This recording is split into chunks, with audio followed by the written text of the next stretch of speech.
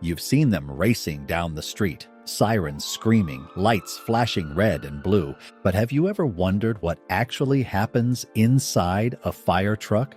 It's way more complex and way more high-tech than most people realize. So let's find out. Let's start by breaking down the main types of fire trucks, because believe it or not, there's more than one way to fight a fire. Engine or pumper. This is the most common type, the one you usually see speeding through intersections. It carries a built-in water tank, a high-pressure pump, and hundreds of feet of hose. Engines are designed to attack fires directly and supply water to other units. Aerial ladder truck. Equipped with a telescoping ladder that can reach over 30 meters, this truck handles high-rise rescues and roof ventilation. It often has stabilizing outriggers and a pump connection to deliver water to the ladder tip. Rescue truck. Packed with hydraulic cutters, spreaders, and medical gear, it's basically a mobile toolbox for vehicle crashes and technical rescues. Tanker or water tender. Used in rural areas without hydrants, these carry up to 3,000 gallons of water and can refill engines on the scene. Wildland engine. Smaller, lighter, and four-wheel drive, built to reach rough terrain during forest fires. Quint. A hybrid that combines 5 functions: pump, water tank, hoses, aerial ladder, and ground ladders. Each of these machines serves a specific role, from city streets to mountain forests. But no matter the design, they all share one secret: the powerful systems hidden inside. Now let's get inside the heart of the truck, the pump system. No matter the type, every fire engine depends on this core mechanism: a centrifugal pump that turns mechanical power into water pressure. Here's how it works. Water flows in through an intake valve, either from the truck's own tank or a nearby hydrant. Inside, an impeller spins at thousands of revolutions per minute, using centrifugal force to push the water outward. That motion increases pressure up to 2,000 gallons per minute in modern pumpers, sending water through a network of valves, gauges, and discharge outlets. To keep everything safe, an electronic pressure governor constantly monitors flow. If a firefighter suddenly shuts a nozzle, the system automatically adjusts engine speed to prevent dangerous spikes. Operators control all of this from the pump panel on the truck's side, a maze of levers, dials, and screens that regulate every hose line on scene. It's a precisely tuned system where water, pressure, and timing must work in perfect sync, because even a second of imbalance can make the difference between control and chaos. Water may look simple, but inside a fire truck, it's a controlled science. Every gallon passes through a system of valves, meters, and checkpoints designed to keep pressure steady and flow precise. Most engines carry between 500 and 750 gallons of water in an onboard tank. But that supply only lasts a few minutes, so hydrants or tankers are connected through suction lines to keep the pump fed. And it's not just water anymore. Many modern trucks are equipped with a compressed air foam system, or CAFs. By mixing air, water, and a small dose of foam concentrate, the system creates thick, stable bubbles that cling to surfaces.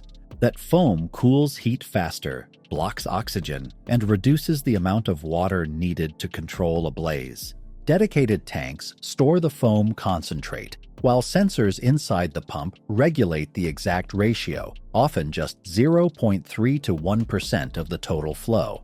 Step inside the cab, and it's not just seats and sirens, it's a mobile command center. Every surface has a function. Up front, the driver manages speed, sirens, and emergency lights, while the officer in the passenger seat monitors GPS data, hydrant locations, and digital dispatch alerts.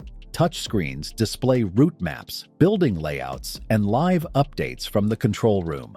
Behind them, the crew sits in integrated SCBA seats, special mounts that hold self-contained breathing apparatus cylinders. These tanks don't contain oxygen, but compressed air at around 300 bars, giving about 30 minutes of breathable air inside a fire. Each seat is fitted with a quick-release harness so firefighters can gear up while the truck is still moving. The cab is soundproofed against the engine's roar and lined with heat-resistant materials. Step outside, and every side of the truck reveals something different. Behind each roll-up door sits equipment arranged with surgical precision. One compartment holds hydrant wrenches, adapters, and spare hose couplings. Another carries thermal imaging cameras, axes, saws, and ventilation fans, tools for cutting through roofs or clearing smoke-filled rooms. A few panels store hydraulic rescue gear, known as the jaws of life, capable of slicing through a car's metal frame in seconds. Further back, you'll find scene lighting, portable generators, and power cables, turning any dark street into a working zone.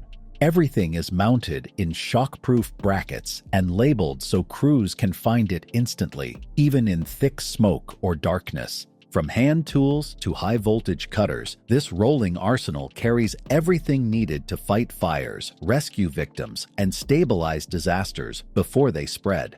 Fire trucks are built for extreme conditions, and that means safety engineering is everywhere. The same hydraulics that can push water through steel lines at 200 psi are powerful enough to cause serious damage if something fails.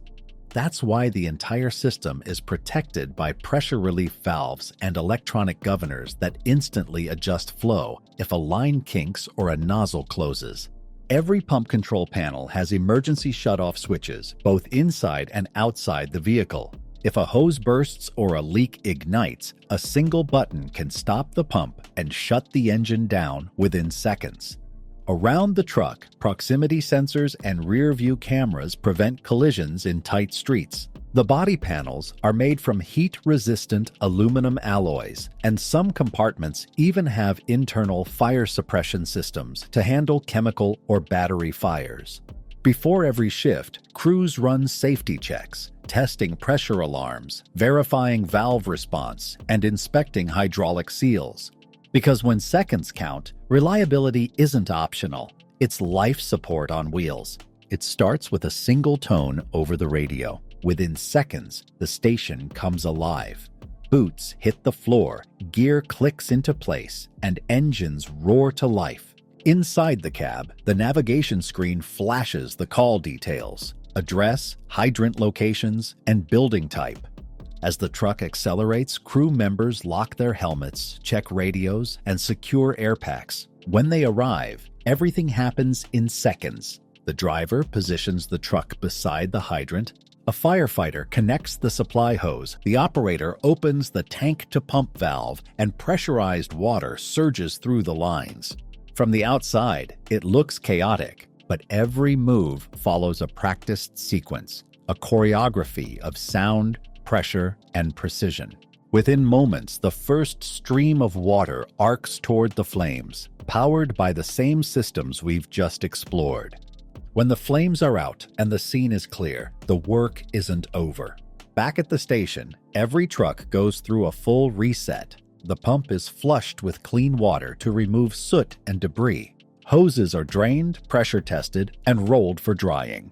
It's a quiet ritual after the chaos, but it's crucial because the next call could come in 5 hours or in 5 minutes. And when it does, every gauge, every hose, and every system must perform exactly as designed.